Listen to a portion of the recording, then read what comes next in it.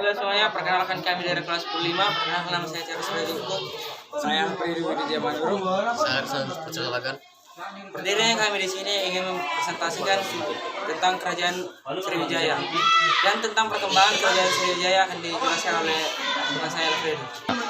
Kerajaan Sriwijaya merupakan simbol kerajaan maritim Indonesia yang berjaya pada abad 8 Masehi dan 9 Masehi. Kerajaan ini mampu menguasai wilayah perairan Nusantara, bahkan hingga keluar wilayah Nusantara. Perlu diketahui, kerajaan Sriwijaya memiliki hubungan erat dengan Jawa, sebab sisilah raja-rajanya banyak yang berasal dari Jawa. Kebesaran Sriwijaya dianggap mampu mengimbangi kerajaan Majapahit yang ada di timur. Berdirinya kerajaan Sriwijaya. Nama Sriwijaya berasal dari bahasa Sanskerta, yaitu Sri yang berarti cahaya dan Wijaya yang berarti kemenangan. Arti Sriwijaya dapat diartikan gemilang. Berdasarkan isi dari prasasti Kota Kapur, kerajaan Sriwijaya diperkirakan berdiri pada abad ke-7 Masehi yang didirikan oleh Dapunta Sriwijaya Nasa.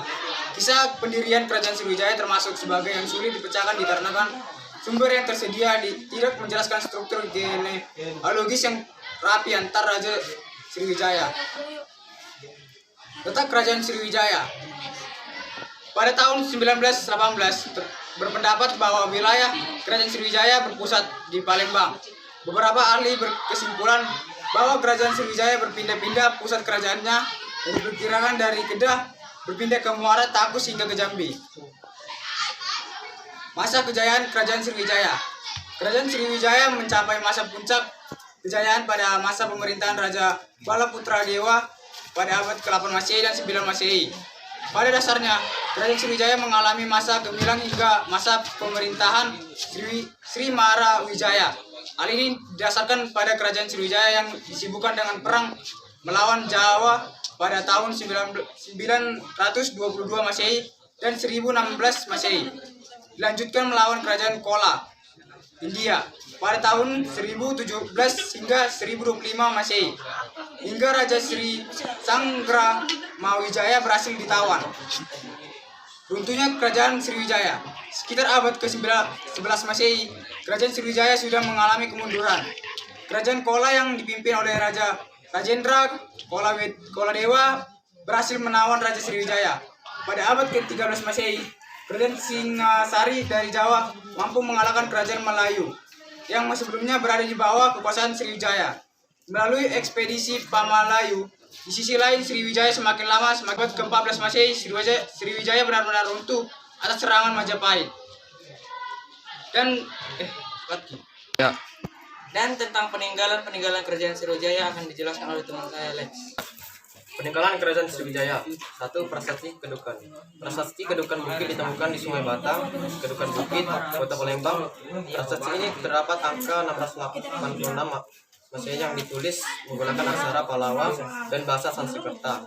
Isi dari prasasti ini adalah mengenai Dapunta yang menaiki perahu dan mengisahkan mengenai kemenangan Sriwijaya. 2. Prasasti Kota Kapur. Prasasti Kota Kapur ditemukan di Pulau Bangka, sebelah barat yang berisi kutukan kepada orang yang berani melanggar perintah Raja Sriwijaya. 3. Prasasti Telaga Batu. Prasasti Telaga Batu ditemukan di kolam Telaga Biru, Kecamatan Ilir Timur, Kota Palembang. Prasasti ini berisi tentang kutukan orang-orang jahat yang berada di wilayah kerajaan Sriwijaya. 4. Prasasti Karangberahi. Prasasti Karangberahi ditemukan di desa Karangberahi, Merangin, Jambi. Prasasti ini berisi mengenai kutukan kepada orang-orang yang tidak setia kepada raja kerajaan Sriwijaya. 5. Prasasti Palas Pasema. Prasasti Palas Pasema ditemukan di pinggir rawa desa Palas Pasema, Lampung Selatan. Prasasti ini beraksara Pallawa dan berbahasa Melayu kuno. Isi dari prasasti ini adalah kutukan kepada orang-orang jahat yang tidak setia terhadap Sriwijaya. 6. Prasasti Talang Tuo.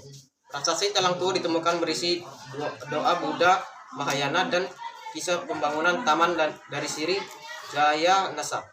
7. Prasasti Ujung Langit.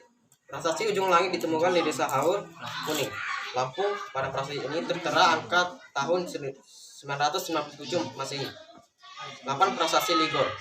Prasasti Ligor ditemukan di Thailand, bagian selatan, oleh Nakhon Sitamarat. Prasasti ini berisi mengenai kisah Raja Sriwijaya yang membangun Tisamaya Caitya untuk Karaja. 9. Prasasti Leiden. Prasasti Leiden berbentuk lempengan tembaga dengan bahasa Sanskerta serta bahasa Tamil.